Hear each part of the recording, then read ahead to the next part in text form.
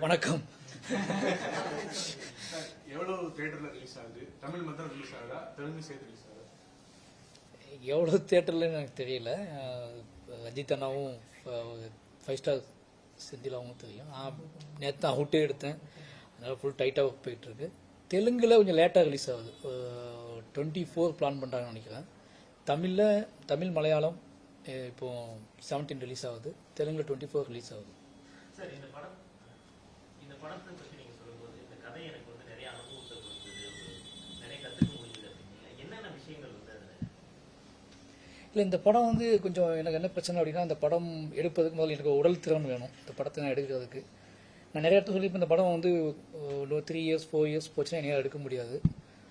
இந்த படத்துக்கு நானே முதல்ல மென்டலாக ப்ரிப்பேர் ஆனேன். அதுக்கான காரணம் பரியேறும் பெருமாள் சைன் பண்ண உடனே, பரியேறும் பெருமாள் ஹிட் ஆன உடனே அடுத்த உடனே சைன் பண்ண படம். ஆனால் எனக்கு கொஞ்சம் மென்டலாக கொஞ்சம் டைம் தேவைப்பட்டுச்சு. அதுக்கு துருவு நான் ரெடி பண்ண டைம் தேவைப்பட்டுச்சு. அதனால் டைம் எடுத்துக்கிட்டோம், ரொம்ப அதிகமாக எடுத்துக்கிட்டோம். பட் இந்த படம் எனக்கு ஒரு சவால்னு சொல்ல போனால் ஸ்போர்ட்ஸ் மட்டும் கிடையாது. என்னோட உளவிலும் நான் ரொம்ப மெச்சூர்டான ஒரு விஷயத்தை ஹேண்டில் பண்ணணும்.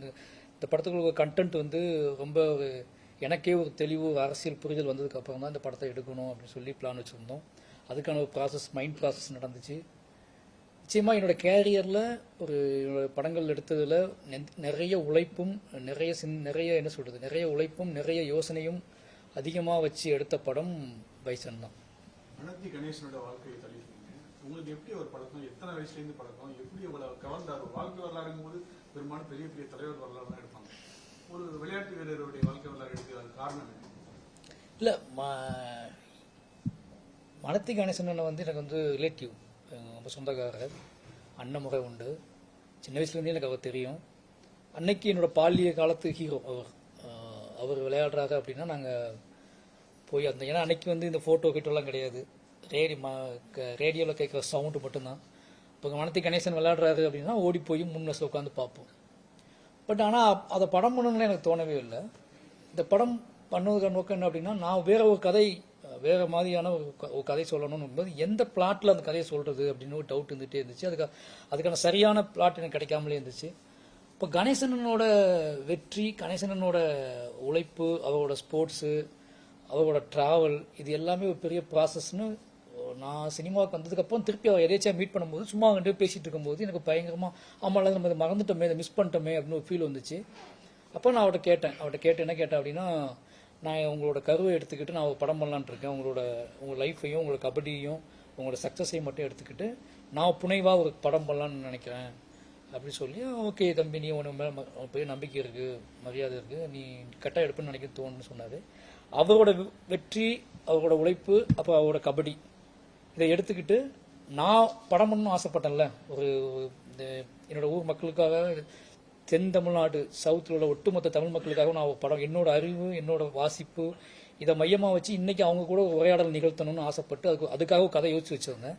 அந்த கதைக்கு இந்த பிளாட், இந்த பேஸ்மெண்ட்டு கரெக்டாகுன்னு தோணுனதுனால என்னோட இதையும் சேர்த்து அவரோட அந்த வெற்றியும் எடுத்துக்கிட்டு புனைவாக தான் ஒரு படம் பண்ணியிருக்கோம். பெரும்பாலான படங்கள்ல நீங்களே பாடல் எழுதிடுறீங்க, பாடல் ஆசிரியர் மாரி செல்வராஜன் வந்துருது. பெரும்பாலான படம் இல்லை, நீங்களோட எல்லா படத்துலையுமே மாரி செல்வராஜன் ஆரம்பிக்குது. அதை பற்றி எப்படி சொன்னாங்க? இல்லை, நான் டியூன் பண்ணிட்டு இருக்கும்போது, டியூன் கம்போஸ் பண்ணிட்டு இருக்கும்போது இப்படி இருக்கும் லிரிக்கு, இப்படி ஆரம்பித்தா நல்லா இருக்கும்னு பேசும்போது டம்மி லிரிக் எழுதுவோம்ல. ஃபஸ்ட்டு அப்போ எனக்கு லிரிக் சந்தம்லாம் தெரியாது. நான் டம்மி லிரிக்காக சொல்லும் போதே டம்மி லிரிக் சொல்லுவேன். அப்போ அதுவும் அவங்களுக்கு பிடிச்சிரும், இது நல்லா இதே வச்சுக்கலாமேன்னு சொல்லி ஆரம்பிச்சது தான் பரியேறும் பெருமாளெல்லாம். அதுக்கப்புறம் அப்படியே 1-2 பாட்டை எழுதிட்டு இருக்கும்போது யுகபாரதி அண்ணன் தான் மாமனில் எழுதியிருப்பார், ஃபுல்லாகவே வாழையில் எழுதியிருக்காரு, கர்னல் எழுதியிருக்காரு. அவர் தான் சொன்னாங்க ஒரு நாள், நீ ஃபுல் ஆல்பம் ட்ரை பண்ணி பாரு, உனக்கு கரெக்டாக இருக்குது, நீ நீ நீ உன்னோட உலகத்தை ஏன்னா நீ உன் உலகத்தை படம் பண்ணுற, உன்னோட வாழ்க்கையை படம் பண்ணுற, நீ எங்ககிட்ட சொல்லி அதை நாங்கள் ஒரு வரியாக மாற்றுறதுக்கு நீயே டேரெக்டாக எழுதி பாரு அப்படின்னா, ஃபுல் ஆல்பம் எழுதி பாருன்னு சொன்னதுனால ஒரு ஃபுல் ஆல்பம் எழுதி பார்க்கணும் எனக்கு தோணுச்சு. நிச்சயமாக பார்த்தா இந்த படத்தில் ஃபுல் பாட்டு எழுத காரணம் யுகபாதியன் தான். ஏன்னா அவர் அடிக்கடி சொல்லிட்டே இருப்பார், நீங்கள் ஃபுல் ஆல்பம் எழுதி பாரு அப்படின்னு சொல்லி. ஏன்னா இப்போ எனக்கு என்னன்னா, திரைக்கதை எழுதும் போதே இந்த இடத்துல பாடல் இப்படி தான் வரும்னு நான் சும்மா டம்மி லீக்காக மனசில் ஓட்டி வச்சுருப்பேன். அதுவே கரெக்டாக வருது அப்படிங்கும்போது அப்படி மேட்ச் பண்ணது தான். அது படத்துக்குள்ள விட்டு வெளியும் போகாது, கதையை விட்டு வெளியும் போகாது. அப்போ என்னோட லேண்ட் இருக்கும், என்னோட ஒட்டுமொத்த லைஃப்மே அதுக்குள்ள பாட்டில் இருக்கும். அப்போ அது இன்னும் படத்துக்கு சப்போர்ட் பண்ணுது. இந்த பாடல்ல அந்த காட்டு பேச்சு, அந்த வஞ்சனத்தி, இந்த மாதிரியான வார்த்தைகள் தொடர்ந்து எல்லா படத்துலயுமே வருது. பார்க்க 2 படத்தை தான் வந்து அது என்னன்னா நீங்க ஒரே இப்போ வந்து இப்போ கரெக்டாக சொல்லணும் அப்படின்னா, பெரிய பெருமாள் அந்த கதை நடக்கக்கூடிய ஊர் புளியங்குளம், கர்ணன் அந்த கதை நடக்கக்கூடிய இடம் வந்து பொடியங்குளம், பைசன் கதை நடக்கக்கூடிய இடம் வனத்தி. இந்த 3 ஊருமே தூத்துக்குடி மாவட்டத்தில் பார்த்தீங்கன்னா ஒரு 10-15 கிலோமீட்டர் தூரத்து தான் இருக்கு. ஓகேங்களா? இப்போ எல்லாரும் ஒரே நிலத்தில், அது சார்ந்த நிலத்தில், அது சார்ந்த ஒரு வாழ்வியலில் வாழ்ந்துட்டு இருக்கக்கூடிய கதாபாத்திரங்கள் தான். ஆனால் அவங்களுக்கு வேற வேற டிராவல் இருக்கு, வேற வேற இலக்கு இருக்கு, வேற வேற பயணம் இருக்கு. அதை படம் பிடிக்கிறேன் நான். இந்த சீக்வல்னு சொல்லுவாங்கல்ல, அந்த சீக்வலில் என்னோட லேண்டோட சீக்வல்னு சொல்லலாம். இப்போ என்னோட படங்களை எப்படி சொல்லலாம்னா, நீங்கள் ஏன் திருநெல்வேலி எடுக்கிறீங்கன்னு கேட்டிங்கன்னா, ஒரு ஒட்டுமொத்த சவுத் தமிழ்நாட்டோட சீக்வல்னு சொல்லலாம். அந்த மாவட்டத்தில் அந்த மாவட்டங்களில் வாழ்ந்துட்டு இருக்க நிறைய மனிதர்களோட, ஒரே நிலத்தில் வாழக்கூடிய நிறைய மனிதர்களோட வாழ்க்கையை நான் வேற வேற மாதிரி படம் பிடிச்சி காட்டிக்கிட்டு இருக்கேன்னு சொல்லலாம். கிராமத்துல இருக்கக்கூடிய அந்த பிரச்சனைகள்லாம் காட்டிட்டு இருக்கீங்க. இப்ப நகரத்துக்கு எப்ப வர போறீங்க? அங்க இருக்கக்கூடிய பிரச்சனைகளை எப்ப படமாக்க போறீங்க? முதல்ல எனக்கு என்ன சொல்றது, இங்கே தான் நிறைய இருக்கு. நகரத்தில் ஆளே இல்லைன்னா நீங்கள் சொல்றது நியாயம் இருக்கு. நகரத்து படங்கள் அதிகமாக வருதா, இன்னொரு படங்கள் அதிகமாக வருதான்னு கேட்டிங்கன்னா, இதுதான் கம்மியாக இருக்குன்னு நான் நினைக்கிறேன். நான் நினைக்கிறது நான் பிடிச்சி காட்டுற மாதிரி படங்கள் ரொம்ப கம்மியாக இருக்குன்னு நான் ஃபீல் பண்ணுறேன். நீங்கள் கேட்குற படம் அதிகமாகவே இருக்குன்னு நினைக்கிறேன். அப்போ அதை செய்யறதுக்கு ஆள் அதிகமாக இருக்கும்போது, இதை செய்யறதுக்கு கொஞ்சம் கம்மியாக இருக்காங்க அப்படிங்கும்போது, அப்போ இன்னும் இதுக்கப்புறம் கிராமத்து படம் பண்ண ஆசை வருமானு, கிராமமே இருக்கா, கிராமத்தோட லைஃப், அந்த கிராமத்தோட உயிர்ப்போட காட்ட முடியுமான்னு ஒரு டவுட் இருக்கு. கிராமத்தோட லைஃப்பை உயிர்ப்போட காட்ட முடியுமான்னு ஒரு டவுட் இருக்கு. அதனால எனக்கு ஒரு கதை தீர்மானிக்கிறது தான். இப்போ மாமன்னன்ல கிட்டத்தட்ட நான் வந்து சிஎம் ஆஃபீஸ் வரைக்கும் வந்துட்டேன். ஓகேங்களா? அது நகரத்துக்கு வரக்கூடாதுன்னா இல்லை. இப்போ என்னோட வாழை பயோபிக்கில் நான் டிராவல் பண்ண ஆரம்பிச்சோம்னா, நான் டைரக்டர் வரைக்கும் அந்த பிளான் இருக்கு. அப்போ நான் எப்போ நகரத்துக்கு வர மாதிரி கதை வருதோ அப்போ நகரத்துக்கு வந்து வேண்டியதான். சார், பைசன்ல துருவ் தான் உங்களோட ஃபர்ஸ்ட் சாய்ஸா சார் இந்த கதாபாத்திரம், இல்லை வேற ஏதாவது மைண்ட்ல இருந்துச்சா? இல்லை, நான் வந்து இந்த கதை சொல்லும்போது ரஞ்சித் அண்ணா என்ன சொன்னார்னா, பெரிய பெருமாள் ஹிட் ஆனதுக்கப்புறம் ஒரு படம் நீளத்தில் மறுபடியும் பண்ணலாங்கும்போது, நீ ஒரு பெரிய ஹீரோ வச்சு பண்ணலாம் அப்படிலாம் பிளான் பேசிகிட்டு இருக்கும்போது, இப்போ நான் சொன்னேன், இப்படி ஒரு பிளாட் இருக்குண்ணே, இப்படி ஒரு கதை இருக்குண்ணே, படம் நான் பெரிய ஹீரோ வச்சு பண்ண முடியாது. யாராவது ஒருத்தர் நமக்கு ரொம்ப நாள் கொடுக்கணும், நம்ம என் கூடவே ட்ராவல் பண்ணணும், என் கூடவே இருக்கணும். அப்படி இருக்க ஒருத்தர் கூட வேலை பார்த்தா நல்லா இருக்கும். அப்படின்னா அப்படி யாருமே இருக்க மாட்டாங்க. அப்போ தான் துருவ் நடிக்க ஆரம்பிச்சிருந்தாப்புல. அப்போ துருவ்கிட்ட பேசி பார்ப்போம். துருவ்கிட்ட கேட்டால் ட்ராவல்னா, துருவ்கிட்ட நாங்கள் மீட் பண்ணி பேசும்போது, விக்ரம் சார்ட்ட பேசும்போது, இந்த ப்ராசஸ்க்கு அவங்க ரெடியாக இருந்தாங்க. இந்த ப்ராசஸ்க்கு வந்து, ஏன்னா துருவுக்கு ஒரு நல்ல படமும் ஒரு பெரிய வெற்றியும் சினிமாவை பற்றியான வேற ஒரு புரிதலும் வேணும்னு ஆசை இருந்துச்சு. நான் முதல்ல விக்ரம் சார்ட்டையும் துருவட்டையும் சொன்னது ஒரே விஷயம்தான், இந்த படம் எனக்கே ஒரு பெரிய டஃப்பான படம், எனக்கே பெரிய நானே உழைப்பை கொட்ட வேண்டிய படம். அப்போ நானே ஒரு டைரக்டராக நானே ரொம்ப உழைப்பை கொட்டணும் அப்படின்னா, ஒரு ஹீரோ கூட வர ஹீரோ மிகப்பெரிய உழைப்பை கொட்டணும். நேரங்கள் ரொம்ப ஆகும், நாட்கள் ரொம்ப ஆகும், மன உளைச்சல் கூட வரலாம் இடையில. ஒரு சினிமாவுக்காக இவ்வளவு பண்ணணுமா? ஒரு சினிமா தானே, எல்லாரும் ஈஸியாக நடிக்கிறாங்க, ஈஸியாக சம்பாதிக்கிறாங்க, நம்ம மட்டும் ஏன் இவ்வளோ கஷ்டப்படணும் அப்படின்னு தோணலாம். இடையிலேயே மனச்சோர்வு கூட வரலாம். அப்படிலாம் தோணுச்சுன்னா அந்த படத்தை நிப்பாட்டிட்டு வேற கதை தான் பண்ணணும், பார்த்துக்கோங்கன்னு சொன்னேன். இல்லை, அவங்க அதுக்கான டெக்னிக் நான் வந்து சின்ன டெஸ்ட் மாதிரிலாம் வச்சேன். ஏன்னா நான் மாமன்னன் போயிட்டு வந்தேன். அப்போ அவருக்கு நான் ட்ரைனிங்லாம் கொடுத்துருந்தேன். அப்போ திருப்பி வரும்போது அதே கான்ஃபிடென்ட்ல இருக்கா, அப்படியே வேற படம் பண்ணலான்னு ஆசை வந்துச்சான்னு பார்த்தேன். அவங்க அதே கான்ஃபிடென்ட்ல இருந்தார். திருப்பி வந்து நான் வந்து வாழை போயிட்டு வந்தேன். அப்பவும் அதே கான்ஃபிடென்ட்ல இருந்தாங்க. அப்போ அவங்க வேற எந்த படமும் கமிட் பண்ணலை, முழுக்க இனி நம்பினாங்க. அப்போ எனக்கு அதுவே பெரிய நம்பிக்கையாக இருந்துச்சு. அப்போ ஃபுல் ட்ரைனிங் ஸ்டார்ட் பண்ணோம். 6 மாதம் திருநெல்வேலியில் ஃபுல் ஃபோர்ஸ்டாக ஆரம்பித்தோம். அந்த ட்ரைனிங்லையும் ஏகப்பட்ட அடிபட்டுச்சு. அதையும் தாண்டி கான்ஃபிடென்ட்டாக இருந்தாப்புல. கடைசியாக வார்த்தையாக நான் சொன்ன, மறுபடியும் அவனுக்கு கஷ்டப்படும் போதெல்லாம் சொல்லுவேன், வேணா விட்டுடலாம், அடுத்த படம் பண்ணி அது இன்னும் ஷூட்டிங் ப்ராசஸ் இன்னும் கொடூரமாக இருக்கும், வேணா வேற கதை பண்ணலான்னு சொன்னேன். இல்லை சார், நீங்கள் இந்த படத்தை ரொம்ப கனவு படமாக சொல்கிறீங்க, உங்களோட லட்சியமாக சொல்கிறீங்க, இந்த இப்படி படம் மட்டும் எடுத்துட்டா போதுண்டா அப்படின்னு சொல்கிறீங்க, என் மக்களுக்கு இப்படி படம் எடுத்துட்டா போதுன்னு சொல்கிறீங்க, இந்த படத்துக்கு நீங்கள் எவ்வளோ நேசிக்கிறீங்கன்னா அப்போ அந்த படத்தை கண்டிப்பாக நீங்கள் எடுத்துக்கிறீங்கன்னு நினைக்கிறேன், எனக்கு உங்கள் மேலே நம்பிக்கை இருக்கு சார், உங்களை நான் அப்பா மாதிரி பார்க்குறேன் அப்படின்னு சொன்னதுனால அந்த வார்த்தை எனக்கு பயங்கரமான ஒரு பெரிய நம்பிக்கையை கொடுத்துச்சு. அப்போ 2 பேரும் சேர்ந்து ஒரு கடினமான உழைப்பை போட்டு, நிச்சயமாக 2 பேரும் போட்டி போட்டு உழைச்சிருக்கோம். எனக்கு இந்த படத்தோட வெற்றிங்கிறத விட துருவ் போட்ட உழைப்புக்கு இந்த படத்தில் போய் அங்கீகாரம் கிடைச்சா, இந்த படம் மக்களால் ஏற்றுக்கொள்ளப்பட்டா ரொம்ப சந்தோஷப்படுவேன். சோர்வுனா ஏன்னா உங்களுக்கு என்ன பிரச்சனைனா பயம் நடுக்கமாகவே இருக்கும். ஏன்னா ஒரு ஹீரோ, ஒரு வளர்ந்து வர ஹீரோ சின்னதாக அடிபட்டு கூட அவர் கேரியர் ஏதாவது கண்ணில் அடிபட்டுடலாம், மூக்கில் அடிபட்டுடலாம், பல்லில் அடிபட்டுடலாம். அது டோட்டலாக வாழ்க்கையே சேஞ்ச் பண்ணிடும். சின்ன அடி மாதிரி தெரியும், வாழ்க்கையை சேஞ்ச் பண்ணிவிடும், முகத்தையே மாற்றிடுவோம். ஏன்னா விளையாடுற 100 பேருமே கபடி பிளேயர், ஒருத்தர் துரு மட்டும்தான் அதில் ஆக்டர். அதனால 24 மணி நேரம் எனக்கு வந்து அது ப்ரெஷராகவே இருக்கும். அந்த கிட்டத்தட்ட 40 நாள் கபடி ஷூட் பண்ணியிருப்போம். அந்த 40 நாளும் ப்ராப்பராக முடிஞ்ச அளவுக்கு ஒரு லைவ் கபடி எக்ஸ்பீரியன்ஸை கிரியேட் பண்ண ட்ரை பண்ணியிருக்கோம். 100% சொல்ல முடியாது. சினிமாட்டிக்குள்ளே நான் எவ்வளோ சரி கபடி, ஏன்னா சின்ன வயசுலேருந்தே நான் தெருவுக்கு எப்போ வீட்டில் இருந்து தெருவுக்கு நடந்து எப்போ வந்தேனோ அப்போலேருந்து கபடி விளையாட ஆரம்பிச்சிட்டேன் நான். அப்போ எனக்குள்ளே ஊறி போன கபடியை நான் தெருவுக்கு இன்ச் பை இன்ச்சாக கடத்தி இதை பண்ணியிருக்கேன். அப்படிங்கும்போது என்ன ஆகும்னா, ஒரு டைரக்டர் வந்து நம்ம அவனும் பயங்கர ஆர்வமாக இருக்கான். அந்த ஆர்வம் என்ன பண்ணுன்னா, எங்கேயாவது ஒரு டேமேஜ் பண்ணிடுச்சுன்னு வச்சுக்கோங்க, எங்கேயாவது வாழ்க்கையை புரட்டி போட்டுடுச்சுன்னா அது லைஃப் லாங்காக பெரிய டிசாஸ்டர் ஆகிடும் எனக்கு. அதனால் அந்த பதட்டத்தோடையே இந்த படம் எடுக்கப்பட்டுச்சு. படத்துல ஜாதி இது வந்து நான் வாழையில ரொம்ப இல்லை ஒரிஜினல் கதைனால, ஆனால் மாமன்னன்ல கர்ணன்ல பெரியலாம் அந்த ஏற்றத்தாழ்வுலாம் சொன்னீங்க. இது கபடி கூட ஜாதியும் சேர்ந்து விளையாடலாம். நீங்கள் படம் பாருங்க. வாழ்வியல் நான் சொல்கிறேன், மறுபடியும் சொல்கிறேன்ல, ஒரு கான்ஃப்ளிக்ட் அப்படிங்கிறது வந்து தனியாக அதை பேசவே கூடாது. தனியாக ஒரு கான்ஃப்ளிக்ட் அப்படிங்கிறது வந்து ஒரு வாழ்க்கையில் நிறைய கான்ஃப்ளிக்ட் இருக்குது. நீங்கள் எந்த கான்ஃப்ளிக்ட் அண்டர்லைன் பண்ணுறீங்க, எந்த கான்ஃப்ளிக்ட்டுக்கு இம்பார்ட்டன்ட் கொடுக்குறீங்க, எந்த கான்ஃப்ளிக்ட் உங்களோட வாழ்க்கையை புரட்டி போடுது அப்படிங்கிறது எல்லாத்தையுமே நீங்கள் ஒரு முழு திரைக்கதையாக முழு படமாக பார்க்கும்போது அது கன்வின்சிங்காக இருக்கும். இப்போ இதுதான் கான்ஃப்ளிக்ட், இதுதான் விஷயம் அப்படின்னு சொன்னீங்கன்னா உங்களோட படத்தோட பார்வையே உங்களுக்கு மாற வாய்ப்பு இருக்குது.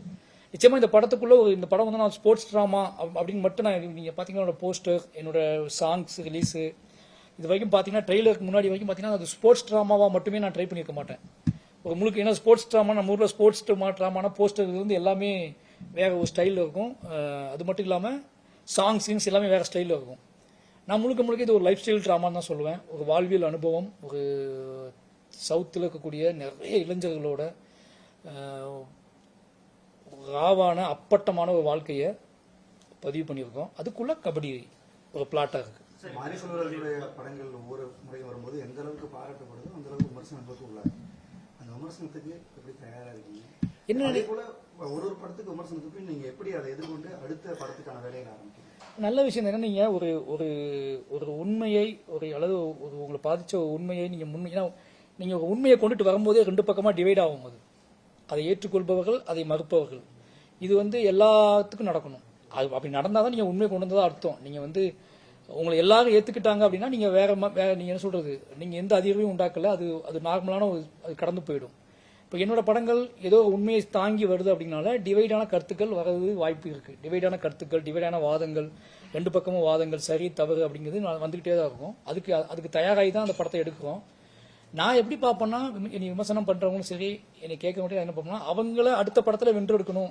ஒவ்வொரு சவாலை எப்படி பார்ப்பேன்னா, சரி ஓகே இந்த படத்தை இவங்களுக்கு இப்படி கன்வின்சிங்காக இல்லை, இந்த படத்தையும் கூட இவங்க இப்படி தான் பார்க்குறாங்களா, இந்த திரைப்படம் எடுத்திருக்கோம், இதுக்குள்ளே இவ்வளோ விஷயங்கள் நம்ம பேசியிருக்கோம், இவ்வளோ லேயர்ஸ் இருக்குது, இதுக்குள்ளே இவ்வளோ மக்கள் இருக்காங்க, அந்த மக்கள் இவ்வளோ நிகழ்த்துறாங்க, இதுக்கப்புறமும் இவங்களுக்கு இந்த மாதிரியான உணர்வு தான் தோணுது, இந்த மாதிரியான எதிர்ப்புணர்வு தான் தோணுது, அதை நிராகரிக்கிற மாதிரி உணர்வு தான் தோணுது அப்படின்னா இன்னும் அவங்களுக்கு பத்தலை, அவங்களையும் நம்ம எப்படியாவது வென்று எடுக்கணும், அவங்களையும் பிடிக்கிற மாதிரி படம் பண்ணணும் அப்படின்னு தான் கிட்டத்தட்ட நான் வந்து பைசன், அது அப்படிப்பட்ட ஒரு ஸ்கிரிப்ட் தான். பைசன் வந்து முழுக்க எல்லா மக்களையும் கொண்டாடக்கூடிய என்ன சொல்றது, ஒரு எல்லா மக்களையும் வென்றெடுத்தே ஆகணும் அப்படின்னு உருவாக்கப்பட்ட படம் தான் பைசன்.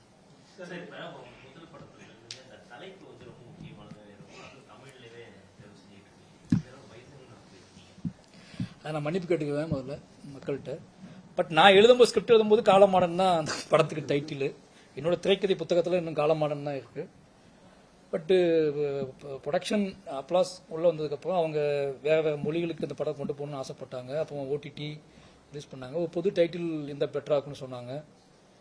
நிறைய விவாதங்களுக்கு அப்புறம் சரி ஓகே அவங்க இவ்வளோ ஃபண்ட் போடுறாங்க அப்படிங்கிறனால நான் வந்து okay bison okay, but Kaalamaadan நான் கீழே போடுவேன் அப்படின்னு சொல்லி அதான் பைசன் காலமாடன். நான் இப்போ எங்கே பேசினாலுமே பைசன் காலமாடன் தான் பேசுறது. ஆமாம், நீங்கள் என்ன இப்போ அவங்களுக்கு எல்லா வியாபாரம் மட்டும் கிடையாது, எல்லா மொழிக்கும் நம்மளோட படம், நம்மளோட படைப்பு, நம்மளோட கல்ச்சர் போகிறது நம்ம சந்தோஷம் தானே. இப்போ தெலுங்குல காலமாடன்னு பேர் வச்சோம்னா தெலுங்குல அது என்னவா மொழி பெயர்ப்பாங்க, என்னவா போடுவாங்கன்னு தெரியாது. ஹிந்தியில் என்னவா அது போடுவாங்கன்னு தெரியாது. அப்போ எல்லா மொழிக்கும் ஒரு படம் போகிறது நம்ம என் படம் வந்து எல்லா மொழிக்கும் போகிறது எனக்கு சந்தோஷம் தானே. அது என்ன மாதிரி இப்போ வேற ஏதோ பேர் வச்சு போகுது. பட் பொதுவாக இப்போ பைசன் டைரக்டர் அப்படின்னு இப்போ அவங்க நான் ஏதோ தெலுங்குக்கு போனேன்னா பைசன் டைரக்டர்னு அவங்களுக்கு ஈஸியாக தெரியும். அப்போ ஏதோ வகையில் அது ஒரு கனெக்டிவிட்டி இருக்கு. நம்ம தவிர்க்க முடியாத சூழலாயிடுச்சு. ஓகே அப்படின்னு சொல்லி வச்சது தான் அது. தமிழ் சினிமாவில் 10,000 படம் வரும். சமூக கருத்து படம், ஜாதி பிரச்சனை படம் நிறைய படங்கள் இருக்கு. சமீப காலமாக தான் நீளம் படங்களாகட்டும், உங்க படங்களாகட்டும், மோகன்ஜி படம், படையாண்டமா, இது ஒரு ஜாதி பிரிஞ்சு வருது. இது வந்து ஒரு வெறுப்புணர்வையோ இல்லை வசூலியோ இல்லை மற்ற சமூகத்தினுடையோ ஏற்படுத்த ஒரு பாதிப்பை ஏற்படுத்தாதா? சரியானது இருக்கீங்களா? வேற யாருமே அவங்க பின்னணியை பேசவே இல்லை 10,000 படத்துல. இப்ப பேசுறதுக்கு என்ன காரணம்? அப்படிலாம் இல்லை. சமூகத்தில் என்னென்னமோ நிகழுது. என்ன நிகழ்ந்தாலும் அதை பார்க்குற அதை அனுபவிக்கிற மக்கள் தான் தீர்மானிக்க போகிறாங்க. நீங்கள் என்ன தான் பேசுங்க, இங்கே அரசியல் கூட்டங்கள் நடக்கு, கருத்தரங்குகள் நடக்கு, எவ்வளவோ விஷயங்கள் நடக்கு. அதில் சினிமாவும் ஒரு அங்கம். நம்ம சினிமாவுக்கு மட்டும் பயங்கரமான ஒரு என்ன சொல்கிறது, ஒரு தூய்மை பிம்பம் கொடுக்கக்கூடாது. சினிமாலாம் இப்படி தான் இருக்கணும்லாம் கொடுக்கக்கூடாது. இன்னைக்கு உள்ள காலத்தில் ஒவ்வொரு இண்டிவிஜுவல் பர்சனும் ஒரு மீடியா தன்னோட கருத்தை தன்னோட யூடியூப்பில், இன்ஸ்டாவில் எல்லாரும் என்னென்னமோ பேசிகிட்டு இருக்காங்க. சினிமாங்கிறது பவர்ஃபுல்லான ஆர்ட் ஃபார்ம். அப்போ சினிமானா அதுக்கு இப்படி தான் இருக்குது ஃபார்மெட்டு, சினிமாக்குள்ளே இப்படி தான் இருந்துச்சு அப்படின்னு சொல்கிறதுலாம் இன்னும் பல காலத்துக்கு தாங்காது. அது இன்னும் இதுக்கப்புறம் எனக்கு பின்னாடி வரவங்க என்ன செய்ய போவான்னு எனக்கு தெரியல எனக்கு.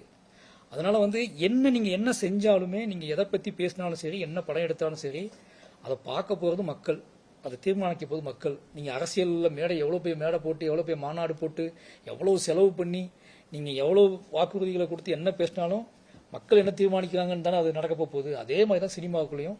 சினிமாங்கிற ஆர்ட் ஃபார்மை மக்கள் நேசிக்கிறாங்க. அந்த ஆர்ட் ஃபார்ம் மக்களுக்கு ரொம்ப நெருக்கமாக இருக்குது. அந்த ஆர்ட் ஃபார்முக்குலாம் அவங்க என்ன சொல்கிறது, கொண்டாட்டத்தையும் பார்க்குறாங்க, துயரத்தையும் பார்க்குறாங்க, கேள்விகள் முன்வைச்சு அதையும் கேட்குறாங்க. ஃபைனலி அது எதில் நேர்மை இருக்கோ, எதில் நியாயம் எதில் நேர்மை இருக்கோ, எது அவங்களுக்கு கன்வின்சிங்காக இருக்கோ அதை பாராட்டுறாங்க. கன்வின்சிங்காக இல்லாத ஒரு விஷயத்த அது யார் எடுத்தாலும் சரி, அது நான் எடுத்தாலும் சரி, இன்னொருத்தர் எடுத்தாலும் சரி, கன்வின்சிங் இல்லாத விஷயத்த அதை அவாய்ட் பண்ணி போயிட்டே இருப்பாங்க.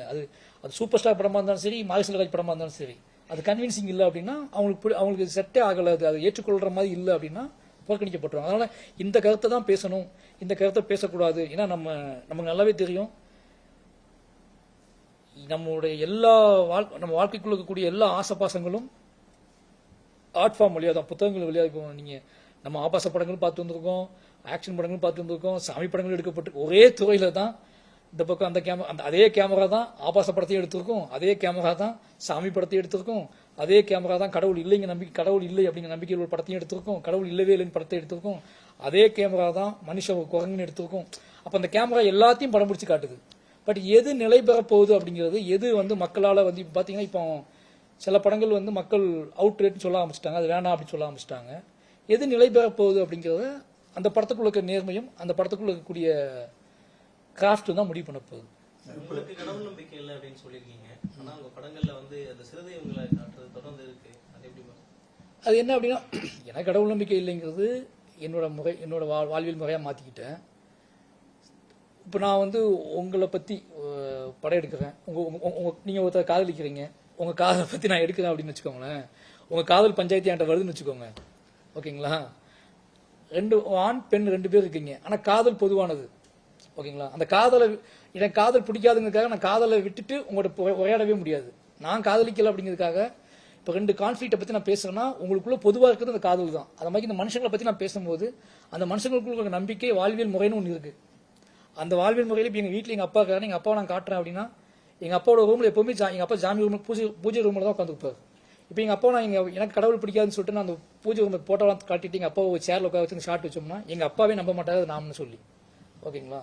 அப்போ இந்த மக்கள் என்னவாய நம்பிக்கைகளோட வாழ்றாங்க, அதான் விலங்குகளோட வாழ்றாங்க, நம்பிக்கைகளோட வாழ்றாங்க, வலிகளோடும் வேதனைகளோடும் வாழ்றாங்க, எதனோட சேர்ந்து வாழ்றாங்களோ அது அத்தனையும் காட்டி அவங்களுக்குள்ள முரண்களை நம்ம பேசி சரி பண்ண ட்ரை பண்றோம். அப்போ பேக் ட்ராப்ல எப்படி ஒரு ஷார்ட் வச்சோம் அப்படின்னா, அந்த பின்னாடி மலை இருக்குன்னா மலை இருக்கு, ஏன்னா மலை அந்த ஊருக்கு பின்னாடி மலை இருக்கு, அந்த ஊருக்குள்ள ஒரு தெய்வம் இருக்கு, அந்த தெய்வத்துக்கு ஒரு வழிபாடு இருக்கு, அந்த வழிபாட்டுக்குள்ள ஒரு நம்பிக்கை இருக்கு.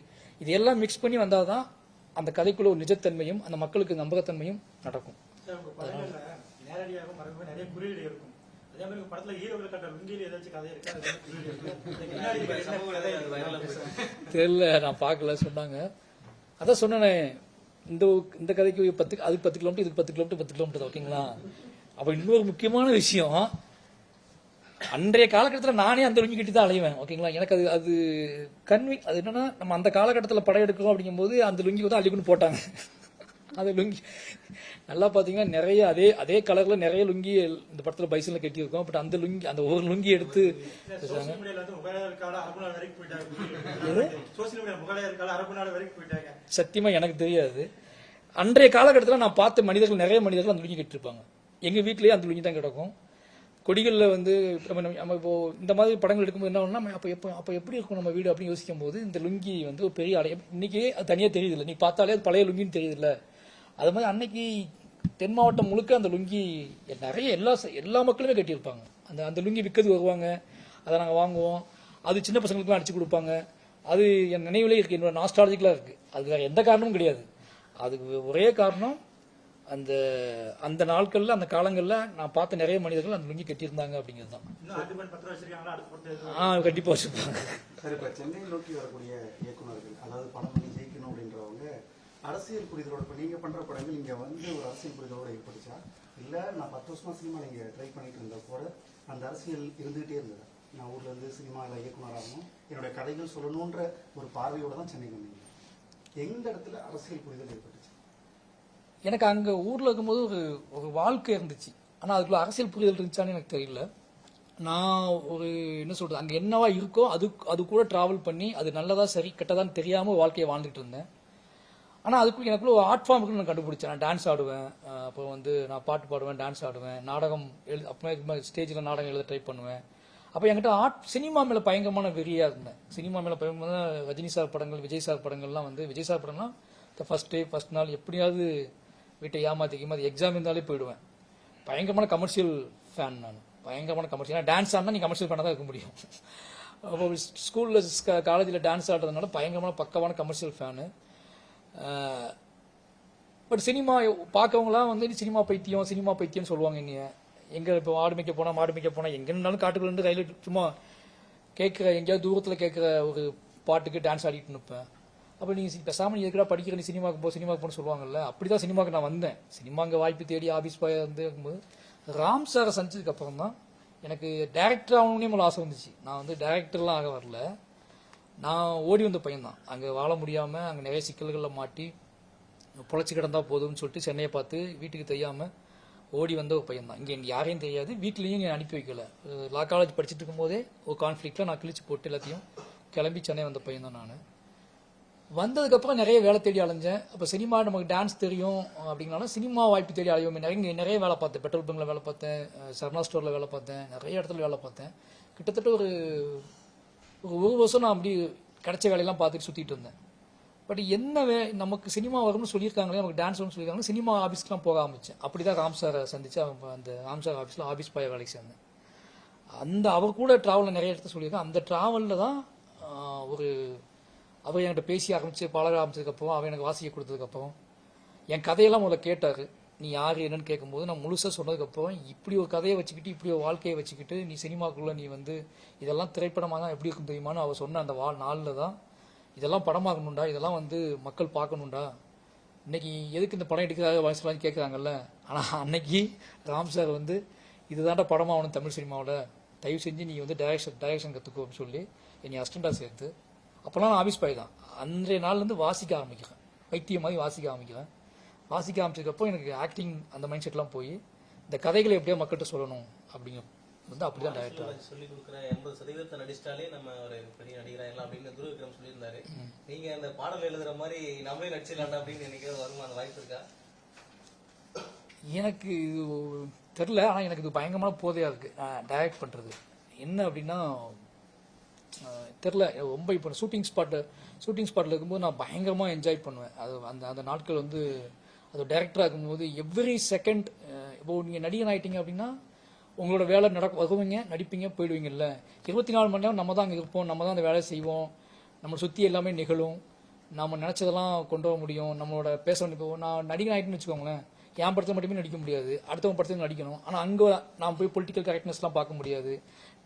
அப்போ நீங்கள் அந்த தேவையில்லாத வேலை பண்ண வேண்டாம் பார்க்குறேன். நான் டைரக்ஷனாக இருக்கும்போதே நம்மளோட கருத்துக்களை நியாயமாக சொல்ல முடியுது, பேச முடியுது, அதுக்கு தீர்க்கமாக உழைக்க முடியுது, ஒரு சவாலை எடுத்துக்கிட்டு வேலை செய்ய முடியுது.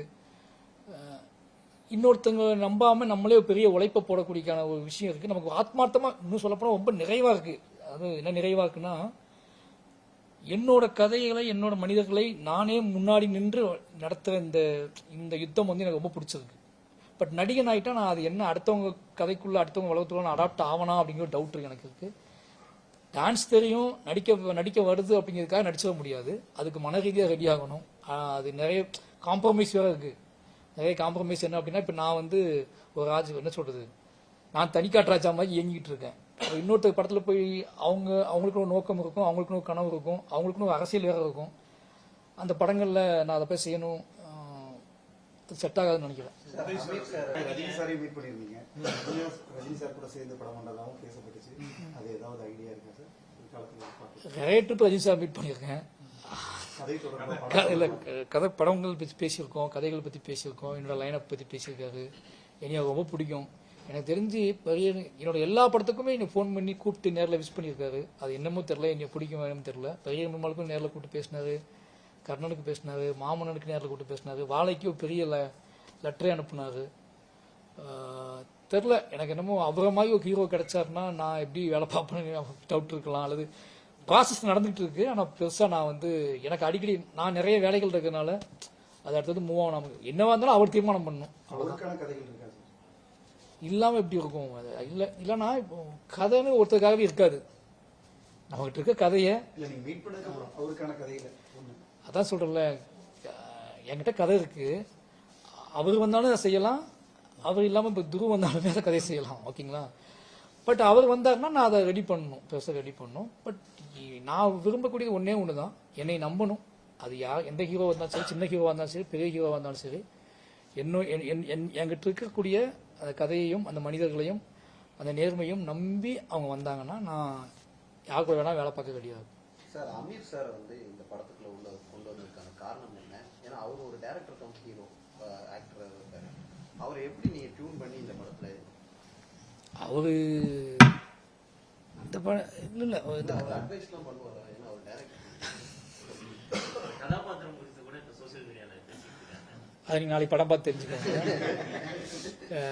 அமீர் சார் வந்து எனக்கு ரொம்ப பிடிக்கும். என்ன அப்படின்னா, இப்போ ஓப்பனாக சொல்லணும்னா பருத்தி வீரன் என் சினிமாவில் பெரிய பாதிப்பு ஏற்படுத்த படம். ஏன்னா என்னோட காலத்தை சினிமாவை ஆக்க முடியுங்கிற நம்பிக்கையை விதைச்ச படம் பருத்தி வீரன். எனக்கு அமீர் சாரோட ஆட்டிடியூட் ரொம்ப பிடிக்கும். அதுக்குள்ளே ஒரு திமிர் இருக்கும், அவரோட பேச்சில் ஒரு பயங்கரமான ஒரு என்ன சொல்கிறது, ஒரு தைரியம் இருக்கும், அதுக்குள்ளே கொஞ்சம் நேர்மைகளும் இருக்கும். அப்படிங்கும்போது எனக்கு இந்த கேரக்டர் பாண்டியராஜா கேரக்டர் எழுதும்போது எனக்கு வந்து நான் யோசிக்கவே இல்லை, இது அமீர் சார் பண்ணால் கரெக்டாக இருக்கும் அப்படின்னு முடிவு பண்ணது தான். அவர்கிட்ட போய் நான் சொல்ல, சார் நான் படம் பண்ணுறேன் நீங்கள் பண்ணணும் அப்படின்னு சொன்ன உடனே அவர் கதையெல்லாம் கேட்கல, மாறி நீ பண்ணால் நான் பண்ணுறேன்னு தான் சொன்னார். நான் தான் வழுக்க டைம் போய் கதைலாம் சொன்னேன். அவர் ரெடியாக இருந்தார், நான் பண்ணுறதுக்கு ரெடியாக இருந்தார். யோசிச்சு பார்த்தா நீ சொன்னீங்கல்ல, அவர் ஏதாவது கேட்பாலான்னு கேட்டிங்கன்னா முழுசாக நம்பினார் என்னைய. எனக்கு அவருக்கு நான் கூட பயந்தேன் அவர் எப்படி ஹேண்டில் பண்ணுறது அப்படின்னு சொல்லிட்டு. ஆனால் அப்படியே என்ன சொல்கிறது, முழுசாக ஒரு டைரக்டரோட ஆர்டிஸ்டாகவே இருக்காரு. ஏன்னா அவர் டைரக்டராக இருந்ததுனாலேயே ரொம்ப கவனம் எடுத்துக்குவார். என்ன சிக்கல்னா கூட நடிக்கிற கோ ஆர்டிஸ்ட்டுக்கு தான் சிக்கலாகும் அவர் நடிக்கும்போது. ஏன்னா கண்டினியூட்டி கரெக்டாக இருப்பார், ஷார்ப்பாக இருப்பார். எல்லாரும் சாதாரணமாக்கும் போது அவர் கூட நடிக்கிற ஆர்டிஸ்ட்டுக்கு சொல்லி கொடுத்துட்டே இருப்பார். இந்த கண்டினியூட்டி பார்த்து தப்பா பட்டீங்க, இப்படி திரும்பி நின்னீங்க, இப்படி பார்த்தா பண்ணாதீங்க அப்படின்னு சொல்லி கொடுத்துட்டே இருப்பார். ரொம்ப அக்யூரேட்டாக என் அசிஸ்டன்ட்ஸ் தான் கஷ்டப்படுவாங்க அவர் கூட நடிக்கும்போது. ஏன்னா அவர் அவ்வளோ அக்யூரேட்டாக பார்ப்பார் எல்லாத்தையுமே. டப்பிங்காக இருக்கட்டும், டைலாக்ஸாக இருக்கட்டும், ஆக்ஷன் கண்டினியூட்டியாக இருக்கட்டும், இது எல்லாத்தையுமே அக்யூரேட்டாக பார்ப்பார். நமக்கே வந்து இப்படி ஒரு மனுஷன் இப்படி வந்து நம்ம வந்து டிஜிட்டல் சினிமா வந்தப்போ அந்த ஆட்கள் டிஜிட்டல் சினிமா என்ன வந்துக்கலாம், பார்த்துக்கலாம், எடிட்டிங்லாம் பார்த்துக்கலாம் அப்படின்னு நினைப்போம் நம்ம. ஆனால் அவர் வந்து ரொம்ப அக்யூரேட். அவர் கூட வேலை பார்த்தது வந்து நிச்சயமாகவே ஒரு லேர்னிங் ப்ராசஸ். ஒரு டைரக்டர் இவ்வளோ அக்யூரேட்டாக பார்க்குறது அப்படிங்கிறது ஒரு லேர்னிங் ப்ராசஸ். நீங்கள் பேசிட்டு இருக்கும்போது கமர்ஷியல் படங்கள் பிடிக்கும் அப்படின்னு சொல்லி இப்பவும் அதை ரசிக்கிறீங்களா? கமர்ஷியல் படங்கள் இப்பவும் ரசிக்கிறதுனால என் ஃபேமிலியோட குழந்தைங்களோட போய் பார்க்க தான் செய்வேன். ஒவ்வாத கருத்துக்கள் இருந்தால் அது என்னைய வந்து என்ன சொல்கிறது டிஸ்டர்ப். இப்போ வந்து ஒரு ஆட்டம் பாட்டம் கொண்டாட்டமாக இருக்குது, அது வந்து எனக்குள்ளே எந்த ஒரு தவறான எண்ணத்தையும் விதைக்கலை, எனக்குள்ளே எதுவும் அது இது எதுக்கு அப்படின்னு தோணலை அப்படின்னா நான் வந்து எல்லா படமும் பார்க்க தான் செய்கிறேன். பட் பிற்போக்குத்தனமான ஒரு கருத்துக்கள் ரொம்ப பிற்போக்குத்தனமான கருத்துக்கள் அது இருந்தால் கொஞ்சம் அவாய்ட் பண்ணுவோம், அவ்வளோதான். இல்லை இப்போ நான் சமீபத்தில் வந்து இந்த ஒரு மாதம் ப்ராசஸில் எந்த படமே பார்க்கல. கலை படிப்பு ஒரு கட்டத்துக்கு மேலே நம்ம பார்க்கலாம், ரசிக்கலாம். பெரிய மாற்றம் கொண்டு வரணும் இதுன்னா கண்டிப்பா அது வந்து அரசியல். அதனால அரசியல் கேட்கிறேன். வருங்காலத்துல எல்லாரும் சொல்றாங்க நீங்களும் வந்து கண்டிப்பா ஒரு பெரிய அரசியல் அமைப்பா ஒரு 5 வருஷத்துலயோ 10 வருஷத்துலயோ மாறும். ரஞ்சித் சார் வந்து ஒரு பெரிய அரசியல்வாதியா தமிழகத்துல ஒரு முக்கியமான ஆளுன்னு ஒன்று இருக்கு. அது நடக்குமா? அப்புறம் இன்னொன்று என்ன சொல்றாங்கன்னா மாரி செல்வராஜ் சார் வந்து வரும் தேர்தலே அடுத்த தேர்தல் தூத்துக்குடி மாவட்டத்தில் கன்ஃபார்ம் எம்எல்ஏ அப்படின்னாங்க. அது நடக்க வாய்ப்பு இருக்கா? உங்க மனசுல என்ன இருக்கு அரசியல்? நான் வேலை பார்த்துட்டு இருக்கேன். கமிட்மெண்ட் 4 கமிட்மெண்ட், முக்கியமான கமிட்மெண்ட் இருக்கு. 4 முடிக்கணும். வருங்காலம் 5 வருஷம் 10 வருஷம் எனக்கு வந்து உண்மையா சொல்றேன், நான் மறுபடியும் சொல்றேன், எனக்கு டைரக்ஷன் பயங்கரமான போகுது. என் லைஃப்ல வந்து ஆர்ட் ஃபார்ம் வந்து பயங்கரமான போகுது. நான் வந்து இப்போ என்ஜாய் பண்ணி இந்த சினிமா வேகமாக எடுத்துக்கிட்டேன். டேரக்டே திட்டுவார், நீ ஏன்டா இவ்வளோ வேகமாக படம் எடுக்குற அப்படின்னு சொல்லி. ஏன்னா கிட்டத்தட்ட நான் வந்து இடையில கொரோனா 2 வருஷம் ஷூட்டிங் கிடையாது. ஆனாலும் இந்த கேப்பில் நான் 5 படம் எடுத்து முடிச்சிட்டேன். ஏன்டா கொஞ்சம் மெதுவாக வேலை பார்க்குறேன் அப்படின்னு. என்னால் வேலை பார்க்காம இருக்க முடியாது, நான் வேலை பார்த்துட்டே இருக்கேன். எனக்கு பயம் என்னென்ன அப்படின்னா, எனக்கு அது சின்ன வயசுலேருந்து இருக்கு அந்த பதட்டம். ஏதாவது நடந்துக்குமோ, நம்ம இல்லாமல் போயிடுவோமோ அப்படிங்கிற பதட்டத்தில், சீக்கிரமாக நம்ம இந்த கதையெல்லாம் சொல்லி முடிக்கணும் அப்படிங்கிற பதட்டத்தில் நான் ஓடிட்டு இருக்கேன். எனக்கு தெரிஞ்சு அட்லீஸ்ட் நான் வந்து ஒரு 15 கதைகளாவது என் மைண்டில் இருக்குது. அந்த 15 கதைகளையாவது அட்லீஸ்ட் நான் வந்து சொல்லி முடிக்கணும் அப்படிங்கிறது அதான் சொல்கிறேன். எனக்கு சினிமாங்கிறது ஒரு பெரிய சினிமாங்கிறது உச்சமாக பார்க்குறேன் நான். அவர் இல்லை, எனக்கு அவர் இப்போவே கிட்டத்தட்ட வந்து ஒரு அவருக்கு நான் கேட்பேன், சிரிப்பார். ஆனால் அந்த சிரிப்பு வந்து அக்செப்ட் பண்ணுற மாதிரி தான் இருக்கும். அது பதிலாக தான் எடுத்துக்கிறேன். அவர் வந்து நிச்சயமாக அவர் வர்றதுக்கான எல்லா தகுதியும் உடையவர், வரவும் செய்வார். அவர் பயப்பட மாட்டாருன்னா அவர் வந்து களத்தில் இறங்கி வேலை செய்யணும்னு ஆசைப்படுறாரு. நிச்சயமா களத்தில் இறங்குவார். சார், இப்ப பல ஆண்களுக்கு மத்தியில ஒரு பெண்ணை ஆட விட்டு அதை ரசிக்கிறது என்ன மாதிரியான மனநிலை தெரியலன்னு ஒரு இன்டர்வியூ சொல்லியிருக்கீங்க. அதுக்கப்புறம் இப்ப ரீசெண்டா வர நிறைய சாங்ஸ்ல உங்களோட அந்த டைலாக் எடுத்து திங்க் பண்றாங்க. சேம் டைம் நீங்களே கர்ணன் படத்துல மஞ்சனத்தி புராணத்துல அது மாதிரியான ஒரு சீக்வன்ஸ் அங்க ஆண்கள் ஆடி இருப்பாங்க. அதே நேரம் இப்ப அந்த விஷயங்களை பேசுறாங்க. இல்ல அங்க அது வந்து ஆண்களும் ஆடுவாங்களே கூட. தனுஷ் ஆடுவாரு. அந்த குழுவிலே இருப்பாங்களே, ஆட்டக்கார குழுவிலே வந்து ஒரு குழுவா இருப்பாங்க அவங்க. அது வந்து ஒரு கலை, ஒரு குழுவா இருப்பாங்க. அங்க ஆடுறவங்க இருப்பாங்க, பாடுறவங்க இருப்பாங்க. அது ஒரு டீம் குழுவா இருப்பாங்க. சார், கட்டுறது தமிழ்ல நீங்க சீன் பண்ணிருப்பீங்க. பேராசிரியர் உங்களுக்கு கேட்பாரு, கொடுத்த நீங்க 2ஆம் படம் 4 சொல்லுவீங்க. அப்படியே கட் பண்ணா தமிழ் சினிமாவில் 4 படம் பண்ணிட்டீங்க, செட்டப் வாங்கிட்டீங்க. இத்தனை வருஷம் பயணத்துல உங்களோட நீங்க கத்துக்கிட்டது பெற்றது இழந்தது என்ன?